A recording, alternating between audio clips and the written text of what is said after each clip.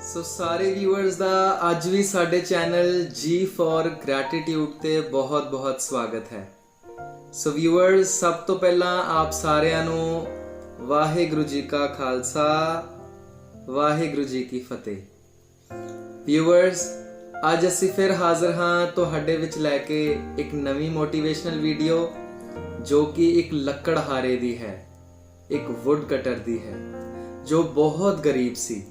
ਇਸ ਸਟੋਰੀ ਨੂੰ ਸ਼ੁਰੂ ਕਰਨ ਤੋਂ ਪਹਿਲਾਂ ਮੈਂ ਦੱਸ ਦਵਾਂ, ਜੇ ਤੁਸੀਂ ਇਹ ਵੀਡੀਓ ਪਹਿਲੀ ਵਾਰ ਦੇਖ ਰਹੇ ਹੋ ਤਾਂ ਸਾਡੇ ਚੈਨਲ ਨੂੰ ਸਬਸਕ੍ਰਾਈਬ ਕਰਕੇ ਬੈਲ ਬਟਨ ਦਬਾ ਦੇਣਾ ਤਾਂ ਜੋ ਤੁਹਾਨੂੰ ਹੋਰ ਵੀ ਮੋਟੀਵੇਸ਼ਨਲ ਵੀਡੀਓਜ਼ ਤੇ ਸਾਡੇ ਚੈਨਲ ਤੇ ਪਈਆਂ ਹੋਰ ਵੀ ਵੀਡੀਓਜ਼ ਹਾਰਮੋਨੀਅਮ, ਤਬਲਾ, ਪੰਜਾਬੀ ਤੋਂ related time to time updates ਮਿਲਦੀਆਂ ਰਹਿਣ, ਤਾਂ ਜੋ ਮੋਟੀਵੇਸ਼ਨਲ ਵੀਡੀਓਜ਼ ਵੀ ਤੁਹਾਡੇ ਕੋਲ ਟਾਈਮ ਟੂ ਟਾਈਮ ਆਉਂਦੀਆਂ ਰਹਿਣ ਔਰ ਤੁਸੀਂ ਸੌਖੀ ਤਰ੍ਹਾਂ ਔਰ ਈਜ਼ੀਲੀ ਇਸ ਨੂੰ ਦੇਖ ਸਕੋ। ਸੋ ਅੱਜ ਦੀ ਕਹਾਣੀ, ਜਿਵੇਂ ਮੈਂ ਦੱਸਿਆ, ਇੱਕ ਲੱਕੜਹਾਰੇ ਬਾਰੇ ਹੈ। ਇਹ ਲੱਕੜਹਾਰਾ ਬਹੁਤ ਗਰੀਬ ਸੀ, ਜੰਗਲ ਵਿੱਚ ਜਾਂਦਾ ਸੀ, ਲੱਕੜਾਂ ਕੱਟਦਾ ਸੀ, ਪਰ ਭੋਲਾ ਬਹੁਤ ਸੀ। ਬੜਾ ਧਾਰਮਿਕ ਬੰਦਾ ਸੀ, ਰੋਜ਼ ਪੂਜਾ ਕਰਦਾ ਸੀ, ਪਰ ਅਸਲ ਵਿੱਚ ਇਸ ਨੂੰ ਪਰਮਾਤਮਾ ਦਾ ਕੋਈ ਗਿਆਨ ਨਹੀਂ ਸੀ। ਜਿਵੇਂ ਅਸੀਂ ਵੀ ਸਾਰੇ ਗੁਰਦੁਆਰੇ ਜਾ ਰਹੇ ਹਾਂ, ਮੰਦਿਰ ਜਾ ਰਹੇ ਹਾਂ, ਮਸਜਿਦ ਵੀ ਜਾਂਦੇ ਹਾਂ ਜਾਂ ਹੋਰ ਕਿਸੇ ਧਾਰਮਿਕ ਸਥਾਨ ਤੇ ਜਾਂਦੇ ਹਾਂ, ਪਰ ਮੁਆਫ ਕਰਨਾ, ਸੱਚਾਈ ਇਹੀ ਹੈ ਕਿ ਸਾਨੂੰ ਪਰਮਾਤਮਾ ਦਾ ਕੋਈ ਗਿਆਨ ਨਹੀਂ ਹੈ।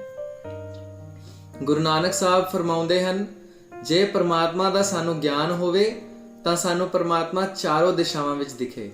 ਗੁਰਦੁਆਰੇ ਸਾਹਿਬ ਜਾ ਕੇ ਤਾਂ ਅਸੀਂ ਇਹ ਸੇਧ ਲੈਣੀ ਸੀ ਕਿ ਪਰਮਾਤਮਾ ਸਾਰਿਆਂ ਦੇ ਦਿਲ ਵਿੱਚ ਵਸਿਆ ਹੈ ਤੇ ਸਾਰੀ ਲੁਕਾਈ ਦੀ ਸੇਵਾ, ਪਰਮਾਤਮਾ ਦਾ ਸਿਮਰਨ ਹੀ ਪਰਮਾਤਮਾ ਦੀ ਅਸਲ ਭਗਤੀ ਹੋਵੇਗੀ, ਜਿਸ ਚੀਜ਼ ਤੋਂ ਹਾਲੇ ਅਸੀਂ ਕੋਹਾਂ ਦੂਰ ਹਾਂ।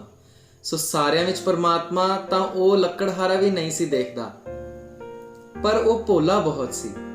ਭੋਲਾ ਹੋਣ ਦੇ ਕਾਰਨ, ਉਸ ਵਿੱਚ ਕੋਈ ਚਤੁਰ ਚਲਾਕੀਆਂ ਨਾ ਹੋਣ ਦੇ ਕਾਰਨ, ਉਸ ਦੇ ਘਰ ਗਰੀਬੀ ਸਦਾ ਹੀ ਰਹੀ। ਉਹ ਰੋਜ਼ ਸਵੇਰੇ ਜਾਂਦਾ, ਖੂਬ ਮਿਹਨਤ ਕਰਦਾ, 10-15 ਘੰਟੇ ਲੱਕੜਾਂ ਕੱਟਦਾ, ਘਰ ਆਂਦਾ, ਜਦੋਂ ਲੱਕੜਾਂ ਵੇਚਦਾ ਤੇ ਮਸਾਂ ਇਤਨੇ ਹੀ ਪੈਸੇ ਹੋ ਪਾਉਂਦੇ ਕਿ ਉਹ ਇੱਕ ਦਿਨ ਦੀ ਰੋਟੀ ਖਾ ਸਕੇ। ਉਸ ਘਨੇ ਜੰਗਲ ਵਿੱਚ ਇੱਕ ਰੁੱਖ ਦੇ ਥੱਲੇ ਫਕੀਰ ਬੈਠਿਆ ਕਰਦਾ ਸੀ। ਉਹ ਕਈ ਸਾਲਾਂ ਤੋਂ ਉਸੇ ਰੁੱਖ ਦੇ ਥੱਲੇ ਬੈਠਦਾ ਸੀ। ਸਵੇਰੇ ਜਾਂਦਾ ਸੀ, ਨਦੀ ਕਿਨਾਰੇ ਇਸ਼ਨਾਨ ਕਰਕੇ, ਪਾਣੀ ਪੀ ਕੇ, ਫਲ ਛਲ ਤੋੜ ਕੇ ਬਿਰਖਾਂ ਤੋਂ, ਪੇੜਾਂ ਤੋਂ, ਤੇ ਫਿਰ ਆਪਣੀ ਜਗ੍ਹਾ ਤੇ ਆ ਬੈਠਦਾ ਸੀ। ਉਹ ਰੋਜ਼ ਦੇਖਦਾ, ਲੱਕੜਹਾਰਾ ਆਂਦਾ ਹੈ, ਲੱਕੜਾਂ ਚੁੱਕਦਾ ਹੈ, ਕਈ ਘੰਟਿਆਂ ਦੀ ਮਿਹਨਤ ਕਰਦਾ ਹੈ ਤੇ ਫਿਰ ਚਲੇ ਜਾਂਦਾ ਹੈ। ਇਹ ਇਸ ਤਰ੍ਹਾਂ ਕਈ ਸਾਲ ਚੱਲਦਾ ਰਿਹਾ। ਇੱਕ ਦਿਨ ਉਸ ਫਕੀਰ ਨੂੰ ਲੱਕੜਹਾਰੇ ਤੇ ਤਰਸ ਆਇਆ ਤੇ ਲੱਕੜਹਾਰੇ ਨੂੰ ਕੋਲ ਬੁਲਾ ਕੇ ਕਹਿੰਦਾ ਹੈ ਕਿ ਇਹ ਲੱਕੜਹਾਰੇ, ਤੇਰੀ ਅੱਜ ਮੈਂ ਮਿਹਨਤ ਤੋਂ ਬੜਾ ਖੁਸ਼ ਹੋਇਆ ਤੇ ਤੇਰੇ ਭੋਲੇ ਭਾਵ ਔਰ ਬਿਲਕੁਲ ਚਤੁਰ ਚਲਾਕੀਆਂ ਨਾ ਦੇਖ ਕੇ ਮੈਨੂੰ ਤੇਰੇ ਤੇ ਦਇਆ ਆਈ ਹੈ ਔਰ ਤੈਨੂੰ ਇੱਕ ਰਾਜ਼ ਦੀ ਗੱਲ ਦੱਸਣਾ ਚਾਹੁੰਦਾ। ਲੱਕੜਹਾਰਾ ਬੜੀ ਹੈਰਾਨੀ ਨਾਲ ਪੁੱਛਦਾ ਹੈ, ਹਾਂਜੀ ਫਕੀਰ ਸਾਈਂ ਜੀ, ਤੁਸੀਂ ਦੱਸੋ ਕੀ ਰਾਜ਼ ਦੀ ਗੱਲ ਤੁਸੀਂ ਮੈਨੂੰ ਦੱਸਣਾ ਚਾਹੁੰਦੇ ਹੋ। ਫਕੀਰ ਲੱਕੜਹਾਰੇ ਨੂੰ ਕਹਿੰਦਾ ਹੈ ਕਿ ਤੂੰ ਜਿੱਧਰ ਲੱਕੜਾਂ ਕੱਟਦਾ ਹੈ, ਇਹ ਜੰਗਲ ਦਾ ਹਲੇ ਸ਼ੁਰੂਆਤੀ ਹਿੱਸਾ ਹੈ। ਕੀ ਤੈਨੂੰ ਪਤਾ ਹੈ, ਜੇ ਤੂੰ ਘਨੇ ਜੰਗਲ ਵਿੱਚ ਅੰਦਰ ਜਾਵੇਂ ਤਾਂ ਅੰਦਰ ਚੰਦਨ ਦੇ ਬਿਰਖ ਹਨ, ਚੰਦਨ ਦੇ ਪੇੜ ਹਨ। ਜੇ ਤੂੰ ਉਹ ਲੱਕੜਾਂ ਕੱਟ ਕੇ ਕਿਧਰੇ ਲਿਆਏ ਤੇ ਤੈਨੂੰ ਉਹ ਲੱਕੜਾਂ ਨਾਲ ਕਾਫੀ ਫਾਇਦਾ ਹੋਵੇਗਾ। ਸਾਧੂ ਦੀ ਗੱਲ ਮੰਨ ਕੇ ਲੱਕੜਹਾਰਾ ਘਨੇ ਜੰਗਲ ਵਿੱਚ ਜਾਂਦਾ ਹੈ ਤੇ ਉਹ ਕੀ ਦੇਖਦਾ ਹੈ ਕਿ ਵਾਕਈ ਘਨੇ ਜੰਗਲ ਵਿੱਚ ਚੰਦਨ ਦੇ ਪੇੜ ਸਨ। ਚੰਦਨ ਦੀ ਲੱਕੜੀ ਸਾਨੂੰ ਸਾਰਿਆਂ ਨੂੰ ਪਤਾ ਹੈ, ਸੈਂਡਲਵੁੱਡ, ਜਿਹੜੀ ਕਿ ਬਹੁਤ ਮਹਿੰਗੀ ਔਰ ਬਹੁਤ ਸੁਗੰਧੀ ਭਰੀ ਹੁੰਦੀ ਹੈ। ਲੱਕੜਹਾਰੇ ਦੇ ਹੱਥ ਉਹ ਲੱਗ ਜਾਂਦੀ ਹੈ।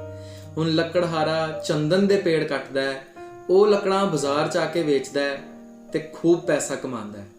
ਹੁਣ ਉਸਦਾ ਗਰੀਬੀ ਭਰਿਆ ਜੀਵਨ ਨਰੋਇਆ ਹੋ ਗਿਆ ਹੈ।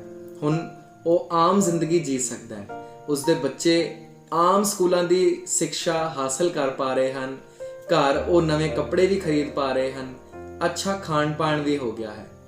ਕਈ ਦਿਨਾਂ ਬਾਅਦ ਉਹ ਕੁਝ ਫਲ ਲੈ ਕੇ ਫਕੀਰ ਦੇ ਕੋਲ ਜਾਂਦਾ ਹੈ ਤੇ ਫਕੀਰ ਨੂੰ ਮੱਥਾ ਟੇਕ ਕੇ ਕਹਿੰਦਾ ਹੈ, ਆਪ ਦਾ ਬਹੁਤ ਸ਼ੁਕਰ, ਤੁਸੀਂ ਮੈਨੂੰ ਚੰਦਨ ਤੱਕ ਪਹੁੰਚਾਇਆ, ਮੈਂ ਬੜਾ ਸ਼ੁਕਰਗੁਜ਼ਾਰ ਹਾਂ। ਤੇ ਸਾਡੇ ਘਰ ਹੁਣ ਆਈ ਚਲਾਈ ਤੁਹਾਡੀ ਕਿਰਪਾ ਨਾਲ ਸੌਖੀ ਹੋ ਗਈ ਹੈ।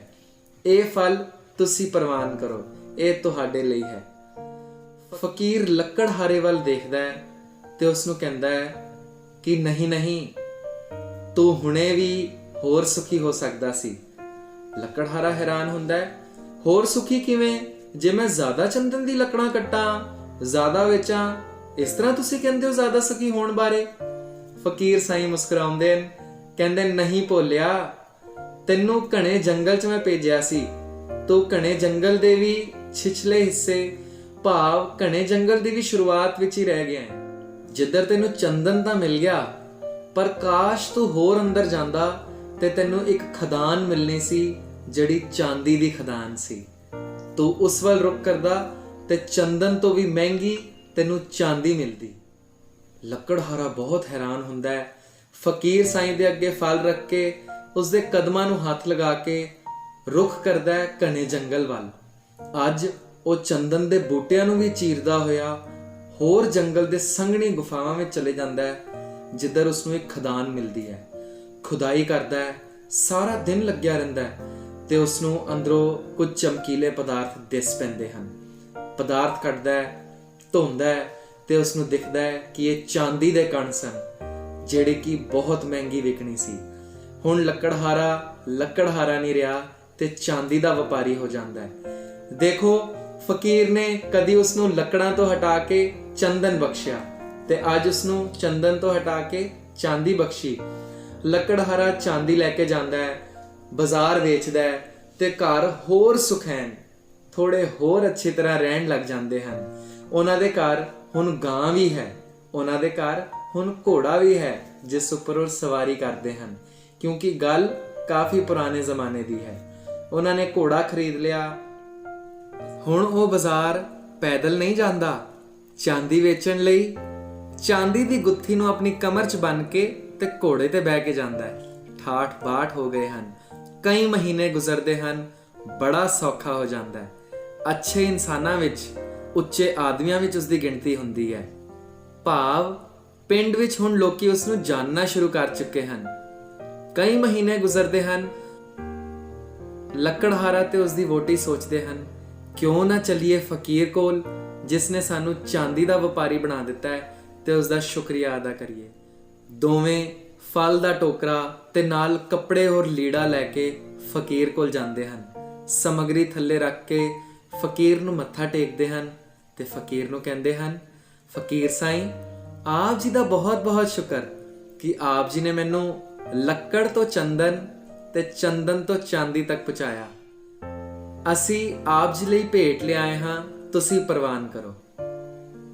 ਫਕੀਰ ਅੱਜ ਥੋੜਾ ਨਾਰਾਜ਼ ਹੈ ਤੇ ਲੱਕੜਹਾਰੇ ਵੱਲ ਰੁਕ ਕਰਕੇ ਕਹਿੰਦਾ ਹੈ, ਜਾ ਜਾ, ਚੁੱਕ ਲੈ ਆਪਣੀ ਮਿਠਾਈਆਂ, ਚੁੱਕ ਲੈ ਆਪਣੇ ਫਲ ਤੇ ਆਪਣੀਆਂ ਵਸਤਾਂ, ਅੱਜ ਮੈਨੂੰ ਕੁਝ ਨਹੀਂ ਚਾਹੀਦਾ।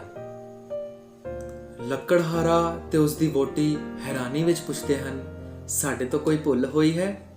ਸਾਨੂੰ ਮਾਫ ਕਰਨਾ, ਅਸੀਂ ਬਹੁਤ ਭੋਲੇ ਹਾਂ, ਤੁਹਾਨੂੰ ਵੀ ਤੇ ਪਤਾ ਹੈ, ਤੁਸੀਂ ਵੀ ਤੇ ਕਿਹਾ ਸੀ। ਫਕੀਰ ਨੇ ਕਿਹਾ, ਤੂੰ ਭੋਲਾ ਨਹੀਂ, ਤੂੰ ਮੂਰਖ ਹੈ। ਮੂਰਖ? ਹਾਂ, ਤੂੰ ਮੂਰਖ ਹੈ।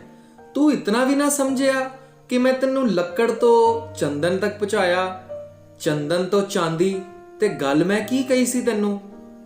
ਫਕੀਰ ਨੇ ਜਦੋਂ ਇਹ ਗੱਲ ਲੱਕੜਹਾਰੇ ਨੂੰ ਕਹੀ ਤਾਂ ਲੱਕੜਹਾਰੇ ਨੂੰ ਫਕੀਰ ਦੀ ਗੱਲ ਚੇਤੇ ਆਈ। ਲੱਕੜਹਾਰੇ ਨੇ ਕਿਹਾ, ਫਕੀਰ ਸਾਈਂ, ਤੁਸੀਂ ਮੈਨੂੰ ਕਿਹਾ ਸੀ ਕਿ ਘਣੇ ਜੰਗਲ ਵਿੱਚ ਜਾਏਗਾ ਤੇ ਤੈਨੂੰ ਚੰਦਨ ਤੋਂ ਵੀ ਵੱਧ ਚੀਜ਼ਾਂ ਪ੍ਰਾਪਤ ਹੋਣਗੀਆਂ, ਤੇ ਮੈਂ ਗਿਆ ਤੇ ਚੰਦਨ ਤੋਂ ਵੱਧ ਮੈਨੂੰ ਚਾਂਦੀ ਦੀ ਗੁਫਾ ਮਿਲੀ। ਮੈਂ ਚਾਂਦੀ ਦਾ ਵਪਾਰੀ ਹਾਂ। ਫਕੀਰ ਨੇ ਜਵਾਬ ਦਿੱਤਾ, ਤਾਂ ਹੀ ਤੇ ਮੈਂ ਕਿਹਾ ਕਿ ਤੂੰ ਮੂਰਖ ਹੈ, ਚਾਂਦੀ ਦਾ ਵਪਾਰੀ ਨਹੀਂ।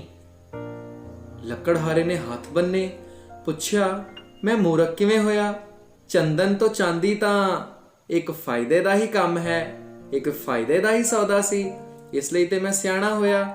ਫਕੀਰ ਕਹਿੰਦਾ, ਮੇਰੇ ਬੋਲ ਸਨ, ਘਣੇ ਜੰਗਲ ਵਿੱਚ ਜਾਏਗਾ ਤੇ ਤੈਨੂੰ ਹੋਰ ਵੀ ਕੁਝ ਕੀਮਤੀ ਲੱਭੇਗਾ, ਪਰ ਤੂੰ ਘਣੇ ਜੰਗਲ ਵਿੱਚ ਕੇਵਲ ਚਾਂਦੀ ਦੀ ਖਦਾਨ ਤੱਕ ਹੀ ਸੀਮਿਤ ਰਿਹਾ।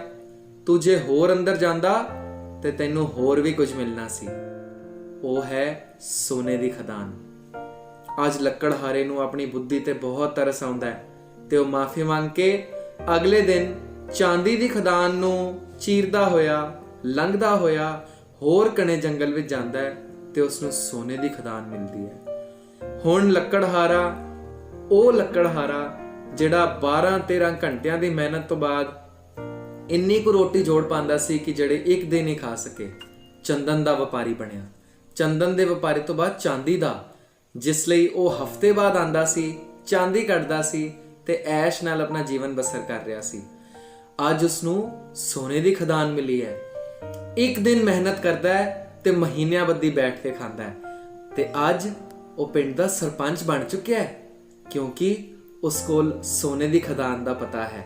ਉਹ ਸੋਨਾ ਇੱਕ ਦਿਨ ਕੱਢਦਾ ਹੈ, ਮਹੀਨੇ ਬੱਧੀ ਬੈਠ ਕੇ ਖਾਂਦਾ ਹੈ। ਫਿਰ ਕਈ ਮਹੀਨਿਆਂ ਬਾਅਦ ਉਹ ਫਕੀਰ ਕੋਲ ਜਾਂਦਾ ਹੈ, ਫਕੀਰ ਨੂੰ ਮੱਥਾ ਟੇਕਦਾ ਹੈ ਤੇ ਫਕੀਰ ਐਤਕੀ ਪਿੱਠ ਕਰ ਲੈਂਦਾ ਹੈ। ਹੁਣ ਲੱਕੜਹਾਰੇ ਨੂੰ ਸਮਝ ਨਹੀਂ ਆਉਂਦੀ ਕਿ ਹੁਣ ਮੇਰੇ ਤੋਂ ਕੀ ਭੁੱਲ ਹੋਈ। ਫਕੀਰ ਕਹਿੰਦਾ ਹੈ, ਓ ਮੂਰਖਾ, ਤੈਨੂੰ ਲੱਕੜ ਤੋਂ ਚੰਦਨ, ਚੰਦਨ ਤੋਂ ਚਾਂਦੀ, ਚਾਂਦੀ ਤੋਂ ਸੋਨੇ ਤੱਕ ਪਹੁੰਚਾਇਆ।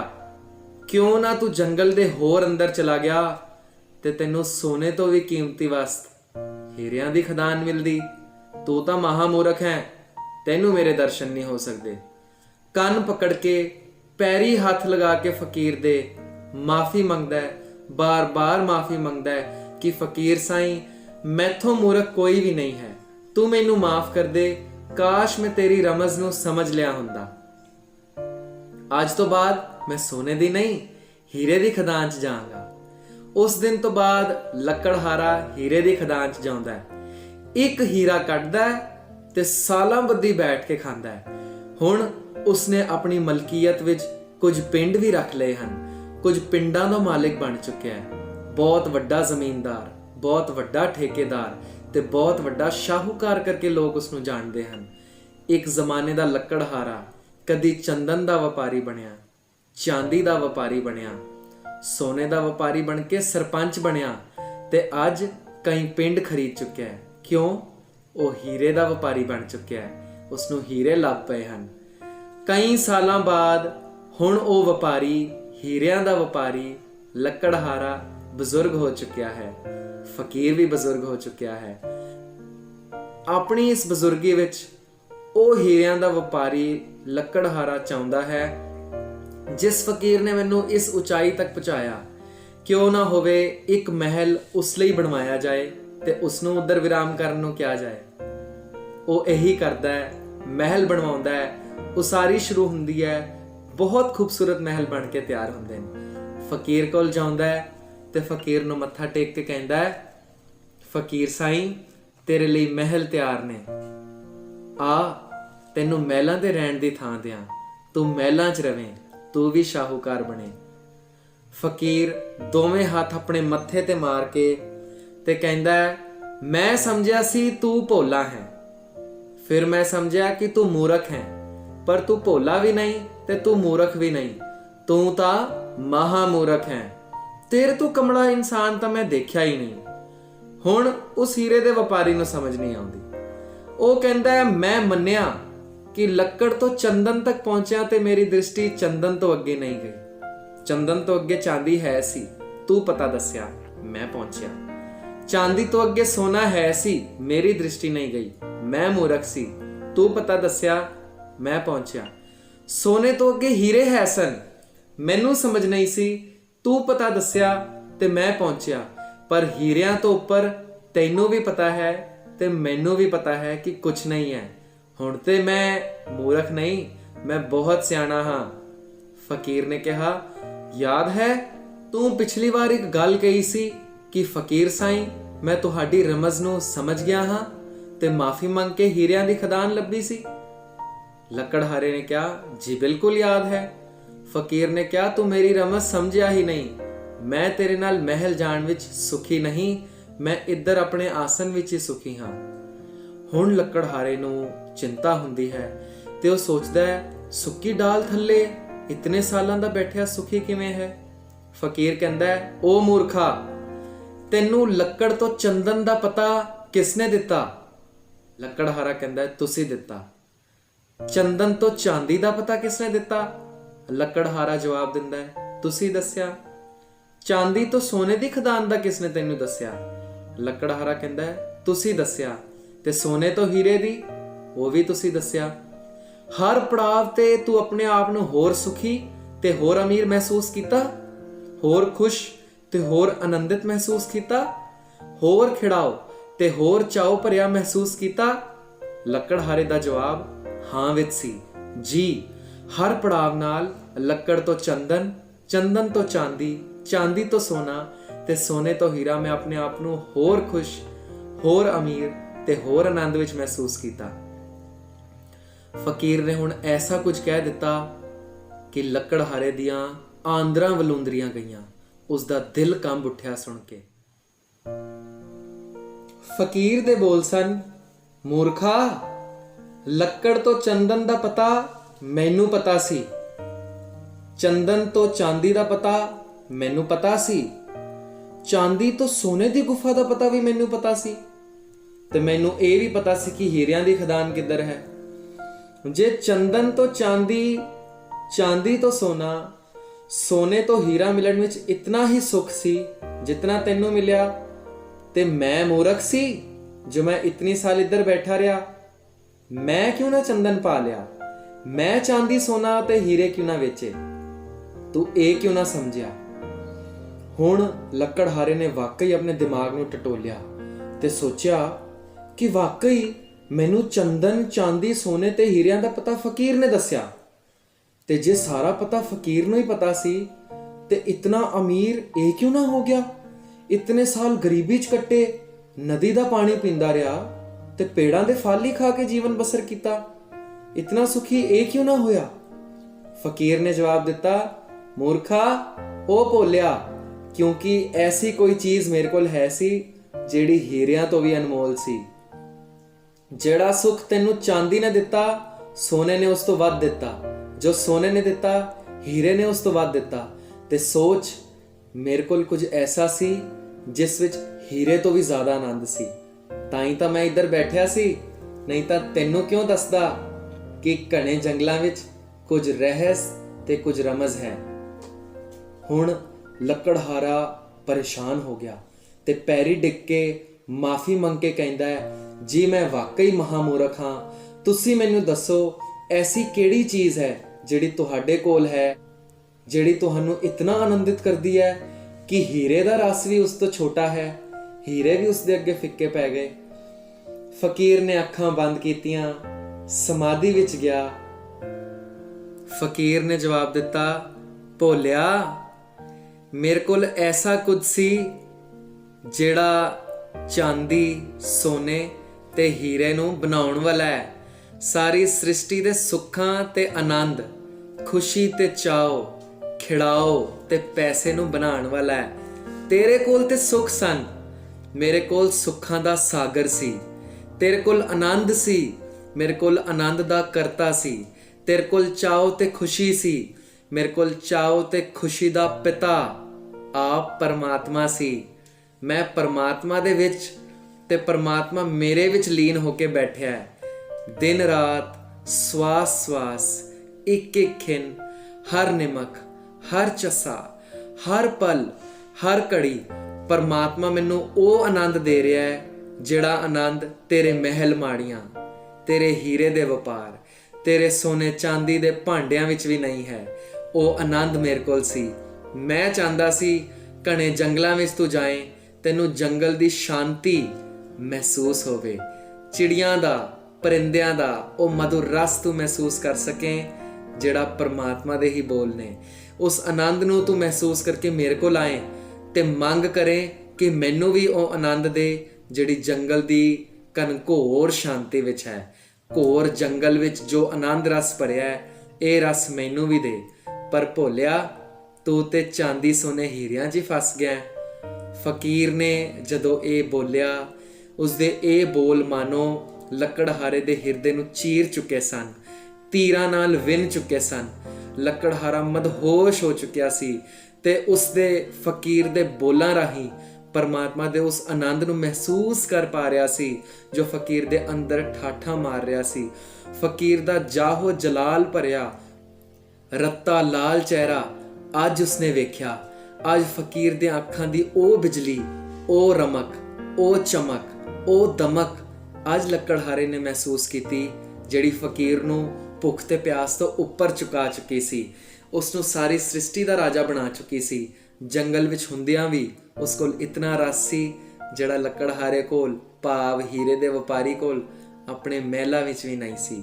ਸੋ ਉਹ ਫਕੀਰ ਦੇ ਕਦਮਾਂ ਤੇ ਗਿਰਦਾ ਹੈ ਤੇ ਫਕੀਰ ਨੂੰ ਬਿਨੈ ਕਰਦਾ ਹੈ, ਅਰਦਾਸ ਕਰਦਾ ਹੈ ਕਿ ਹੇ ਫਕੀਰ ਸਾਈਂ, ਮੈਥੋਂ ਬਹੁਤ ਵੱਡੀ ਭੁੱਲ ਹੋਈ ਹੈ, ਤੂੰ ਮੈਨੂੰ ਪਰਮਾਤਮਾ ਦਾ ਰਸ ਬਖਸ਼, ਤੂੰ ਮੇਰਾ ਗੁਰੂ ਬਣ ਤੇ ਮੈਂ ਤੇਰਾ ਚੇਲਾ ਬਣਾਂਗਾ, ਤੇਰੇ ਕਦਮਾਂ 'ਚ ਹੀ ਸਾਰੀ ਉਮਰ ਗੁਜ਼ਾਰਾਂਗਾ।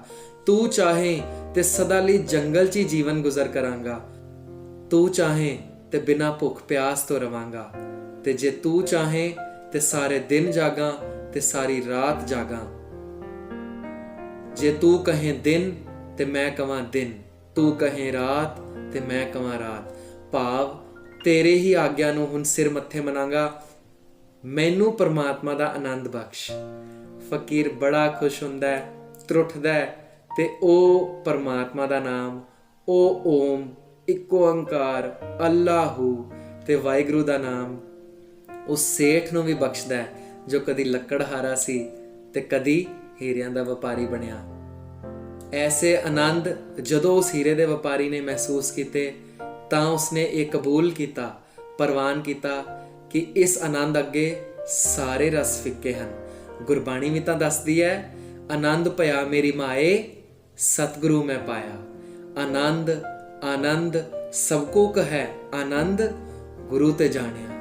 ਆਨੰਦ ਸੁਣੋ ਵਡਭਾਗੀ ਹੋ, ਸਗਲ ਮਨੋਰਥ ਪੂਰੇ। ਉਸ ਆਨੰਦ ਵਿੱਚ ਸਾਡੇ ਸਾਰੇ ਮਨੋਰਥ ਪੂਰੇ ਹੋ ਜਾਣਗੇ। ਕਦੀ ਸਾਡੀ ਇੱਕ ਇੱਛਾ ਪਿੱਛੇ ਅਸੀਂ ਤੜਪ ਰਹੇ ਹਾਂ ਕਿ ਕਦੋਂ ਇਹ ਪੂਰੀ ਹੋਏ। ਸੋਚੋ ਕੁਝ ਐਸਾ ਸਮਾਂ ਬਣੇ, ਸਾਨੂੰ ਕੁਝ ਐਸਾ ਪਾਰਸ ਮਿਲ ਜਾਏ ਜਿਹੜਾ ਸਾਰੀਆਂ ਇੱਛਾਵਾਂ ਪੂਰੀ ਕਰ ਦੇ। ਸਰਬ ਕਲਾ ਸਮਰੱਥ ਵਾਹਿਗੁਰੂ ਦੀਨਾ ਦੀਨ ਦਿਆਲ ਪਰਮਾਤਮਾ ਜਦੋਂ ਮਿਲੇਗਾ ਤੇ ਉਹ ਮਿਲੇਗਾ ਕਿਵੇਂ? ਜਦੋਂ ਅਸੀਂ ਗੁਰੂ ਦੀ ਸ਼ਰਨ ਪਵਾਂਗੇ। ਆਨੰਦ ਆਨੰਦ ਸਭ ਕੋ ਕਹੈ, ਆਨੰਦ ਗੁਰੂ ਤੇ ਜਾਣਿਆ। ਸੋ ਵਿਊਅਰਸ, ਲੱਕੜਹਾਰੇ ਨੇ ਤੇ ਆਪਣਾ ਗੁਰੂ ਲੱਭ ਲਿਆ ਤੇ ਉਸ ਆਨੰਦ ਨੂੰ ਮਹਿਸੂਸ ਕੀਤਾ। ਅਸੀਂ ਕਦੋਂ ਆਪਣੇ ਗੁਰੂ ਧੰਨ ਧੰਨ ਜਾਗਦੀ ਜੋਤ ਸ੍ਰੀ ਗੁਰੂ ਗ੍ਰੰਥ ਸਾਹਿਬ ਜੀ ਪਾਸ ਜਾ ਕੇ ਆਨੰਦ ਦੀ ਮੰਗ ਕਰਾਂਗੇ? ਕਦੋਂ ਅਸੀਂ ਕਹਾਂਗੇ ਸੋ ਮੰਗਾਂ ਦਾਨ ਗੁਸਾਈਆਂ, ਜਿਤ ਭੁੱਖ ਲੈ ਜਾਵੇ ਪ੍ਰਭ ਜੀਓ, ਦੇਵੋ ਦਰਸ਼ਨ ਆਪਣਾ, ਜਿਤ ਢਾਡੀ ਤ੍ਰਿਪਤ ਆਵੇ। ਕਦੋਂ ਅਸੀਂ ਨਾਮ ਦੀ ਮੰਗ ਕਰਾਂਗੇ? ਕਦੋਂ ਅਸੀਂ ਮੰਗਾਂਗੇ ਉਸ ਆਨੰਦ ਨੂੰ ਜਿਹੜਾ ਗੁਰੂ ਗ੍ਰੰਥ ਸਾਹਿਬ ਕਹਿੰਦੇ ਹਨ ਕਿ ਐਸਾ ਆਨੰਦ ਹੈ, ਜੇ ਉਹ ਆਨੰਦ ਤੁਹਾਨੂੰ ਮਿਲ ਜਾਏ ਫਿਰ ਦੁੱਖ ਰੋਗ ਸੰਤਾਪ ਉਤਰ ਜਾਣਗੇ। ਕਦੋਂ? ਜੇ ਅਸੀਂ ਸੱਚੀ ਬਾਣੀ ਨੂੰ ਸੁਣਾਂਗੇ, ਮੰਨਾਂਗੇ ਤੇ ਮਨ ਵਿੱਚ ਵਸਾ ਲਵਾਂਗੇ। ਸੁਣਿਆ ਮੰਨਿਆ ਮਨ ਕੀਤਾ ਭਾਉ, ਅੰਤਰਗਤ ਤੀਰਥ ਮਲ ਨਾਉ। ਦੁੱਖ ਰੋਗ ਸੰਤਾਪ ਉਤਰੇ, ਸੁਣੀ ਸੱਚੀ ਬਾਣੀ। ਸੋ ਆਓ ਅਸੀਂ ਵੀ ਕੋਸ਼ਿਸ਼ ਕਰੀਏ ਐਸੇ ਦੁੱਖ ਰੋਗ ਸੰਤਾਪ, ਬਿਮਾਰੀ ਕਲੈ ਕਲੇਸ਼ ਤੇ ਵਿਕਾਰਾਂ ਤੋਂ ਮੁਕਤੀ ਪਾਈਏ।